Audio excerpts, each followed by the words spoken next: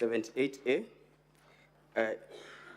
to illustrate, His Excellency Rigathi Gachagua bullied Kenya Medical Supplies Agency officials into awarding a tender for the supply of mosquito nets to Crystal Limited, his proxy company. Crystal Limited had submitted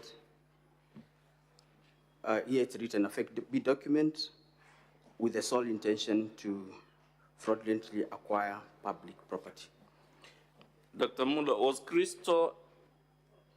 did Crystal submit a tender in this procurement for the mosquito nets?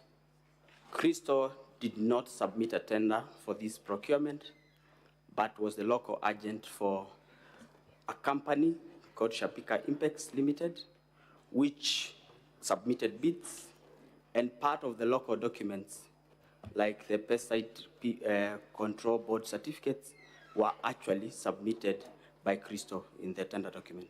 So Crystal was actually the one submitting the bids? There was a reference of Crystal in some of the local documents that the bidder had to submit. I want to refer you to volume 8A of the Assembly's document, page 18 of 19.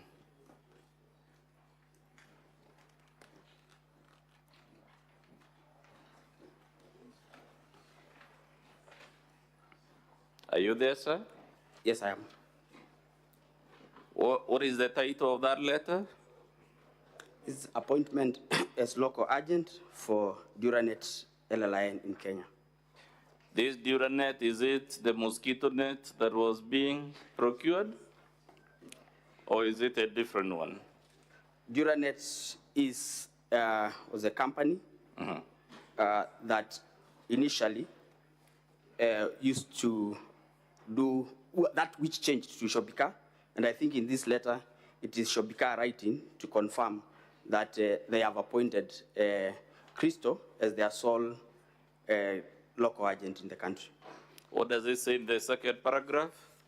We are pleased to appoint Crystal Kenya Limited at State House Avenue, Liaison House, 3rd floor, of PO Box given in Nairobi, Kenya, as our exclusive agents in Kenya for promotion, marketing, and sales of Duranet long-lasting insecticide nets manufactured by Shobika Impex.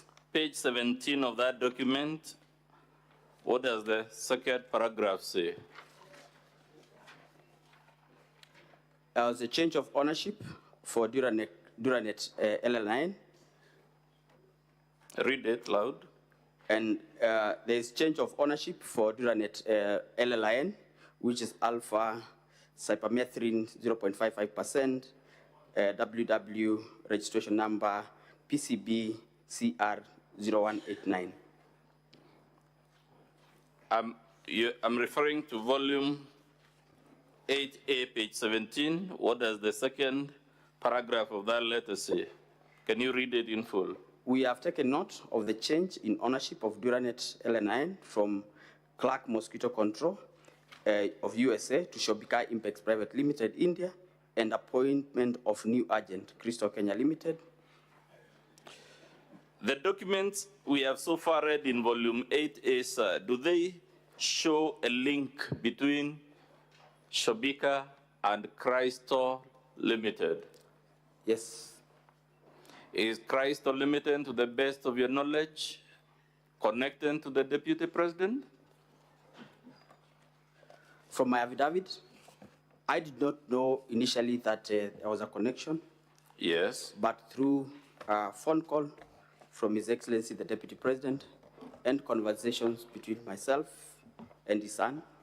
We'll come to those phone calls and conversations, but for now, I was able to establish that there is a connection. There is a connection. Let's go to page 10 of 19 of volume 8A. Who has authored that letter?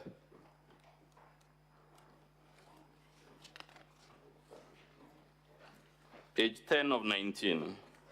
Page 10 of 19 is a letter from Ethics and Corruption Commission to myself as the acting CEO, dated 21st of August 2023.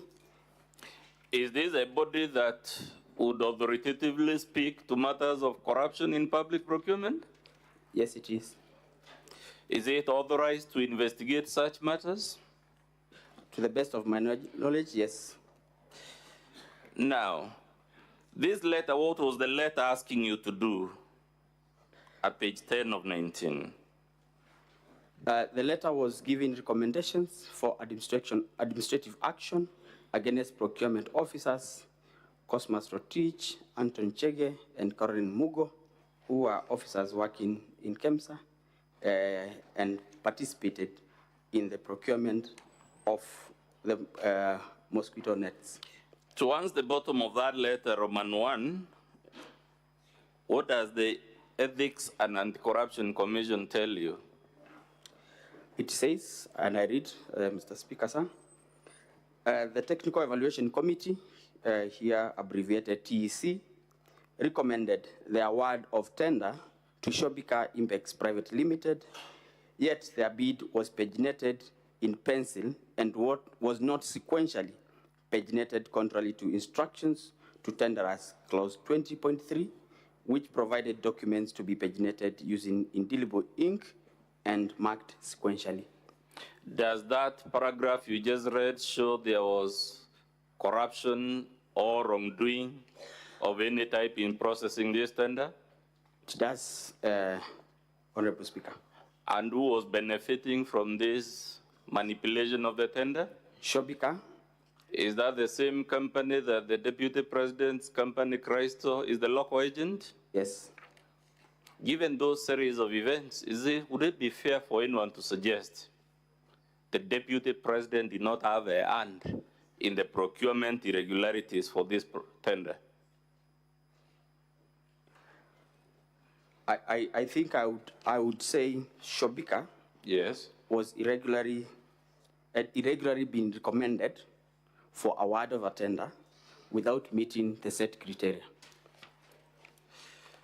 Would you say it's just coincidental, sir, that a company connected to the Deputy President was awarded a 3.7 billion tender? I was not in KEMSA at the time, and I would imagine that KEMSA being a procurement entity whose core function is to procure, yes, the technical teams would have a proper understanding of procurement procedures and therefore would not make such, would not recommend award of a tender to a company where they are glaring failure to meet the criteria. Given the contents of your affidavit and the phone calls we'll come to from the Deputy President at this sense, would it be fair for anyone to suggest this matter in page 10 was just another coincidence that the company irregularly awarded the tender was one connected to the Deputy President? I don't think it would be. You don't think it would be fair? Don't think it would be a coincidence. It is not a coincidence. In your estimation, say, would a fair-minded person faced with the facts you have so far taken as true think it was a coincidence that a company linked to the Deputy President of the Republic was irregularly awarded a tender for 3.7 billion? The Speaker, Honorable Senators, I think having had the advantage of interacting with the documents that are before us, I think I would say from the record, the bid bond that is being referred here was delivered as a mail and not as part of the tender document. Page 8 of 19 of still volume 8A, towards the bottom, Roman 1 again, does it show yet another irregularity involving this Shobika Impex, the company linked to the Deputy President? Which page, Council? That would be page 8 of 19, Roman 1 towards the bottom. Does it disclose another procurement irregularity besides the one we saw on the other page? Here it says, and this is the letter from Ethics and Corruption Commission, that the Director Procurement interacted with the bid security for Shobika Impacts Private Limited on the 24th of February 2023, prior to the tender opening date, which was on the 10th of March 2023, contrary to tender instructions for tenderers number 21.3. Please confirm whether the Deputy President in his public address on the 7th confirmed to the Republic that he placed phone calls to you with regard to this tender. Yes, he did, and in my affidavit, I've as well alluded to the same, that he called me to follow up on the release of the bid board. Do the duties of the Deputy President of the Republic extend to placing calls on junior government officers about tenders? To the best of my knowledge, no. But did the Deputy President also admit in that public address that his son equally called you? Yes, he did. Are those the phone calls alluded to in paragraph 4 of your affidavit? Yes. You have also said, besides the phone calls, the son of the Deputy President sent you WhatsApp messages. Have you annexed any of those WhatsApp messages? Yes, I have, in my affidavit, page 70 of 85.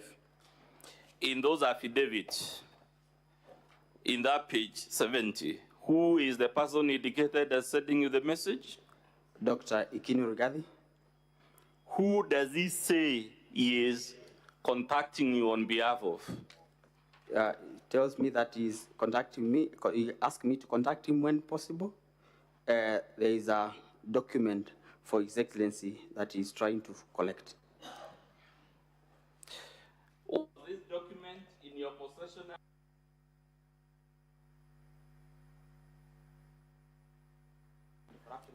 Which was investigating the anomalies of the procurement of the L-Alliance.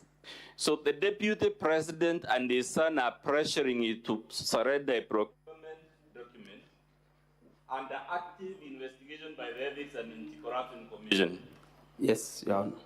Would that be interfering with active criminal investigations? From where I sat as acting CEO, I felt pressured because the documents were not within our custody, and had to actually make effort to follow up with the Ethics and Anti-Corruption Commission for the documents to be released back. Have you placed any evidence before the Senate to confirm these documents the Deputy President and his sons who are harassing you to surrender were actually under the custody of the Ethics and Anti-Corruption Commission? Yes, I have submitted my letter to the CEO, Ethics and Corruption Commission, asking for the bid board documents for Shobika. We are at page 73, page 73 of 85. Page 73 of 85. Yes. Can you read the relevant part, which I believe it's 72 of 85, Mr. Speaker, of volume 1, if I'm not mistaken. Yes, 72. Can you read that paragraph? What does it say? This one that I wrote to Ethics and Corruption is actually 73. Okay. 72 I had written to Shobika. Yes. Telling Let's them, begin with 72. What did you tell Shobika? Paragraph 2, we would like to inform you that the subject tender is currently under investigations, and all the documents related to this tender are not under our custody. We have, however, written to the Ethics and Corruption Commission to release the original bid bond to facilitate your request. They had requested for release of the bid bond. And the one in... Through a letter dated 12th June 2023. And the one in 73, in summary, what were you trying to do? I was requesting the CEO, the Ethics and Corruption Commission, for the bid bond for Shobika Impacts Private Limited, for the malaria net tender, which I had requested, that I had informed him of the letter that we had received from Shobika, requesting for the bid bond. Sir, given the magnitude of this tender and the national crisis it stoked, would anyone expect the deputy president, when he was harassing you, to know that the matter was under investigation and active investigations for that matter? I want to believe so. Lastly, sir, claims have been made on this floor that the allegations against the deputy president transcend the force to the ridiculous to the embarrassing. This material you have taken is it consistent with the narrative that ground 11 of this motion is false, ridiculous, and embarrassing?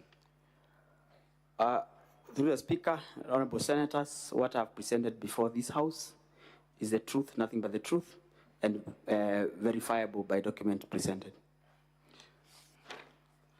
I want you lastly to read from your paragraph what you told the National Assembly bringing us here.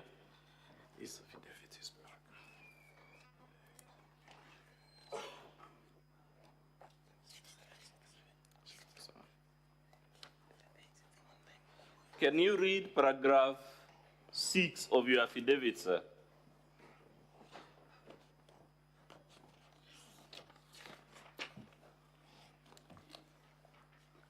That is page 69 of 85 of volume 1, Mr. Speaker. It says, given the status, power, threat, and influence of the people involved in the interference with the investigations and cover of irregularities surrounding the procurement of treated mosquito nets, I was constrained to surrender the original bid bond to Ogora Wilson Okulo, and in short, I was caught in a tricky situation. Being a junior, there was nothing I could do as a junior government officer against a sitting deputy president for the Republic of Kenya. That's all for purposes of the examination in chief of this witness, Mr. Speaker. Counsel for the Deputy President. Good evening, Mr. Mulwa. Good evening. My name is Njiru. I will be asking you several questions in respect to the testimony that you have just delivered. When did you join the KEMSA? I joined KEMSA on the 17th of March 2023. Before that, who was the CEO of the organization? Terry Ramadan. Terry. Were you there as and when the alleged tender processes were taking place? No. Who was in charge of that process as at then? Terry Ramadan. Terry Ramadan. Therefore, the issue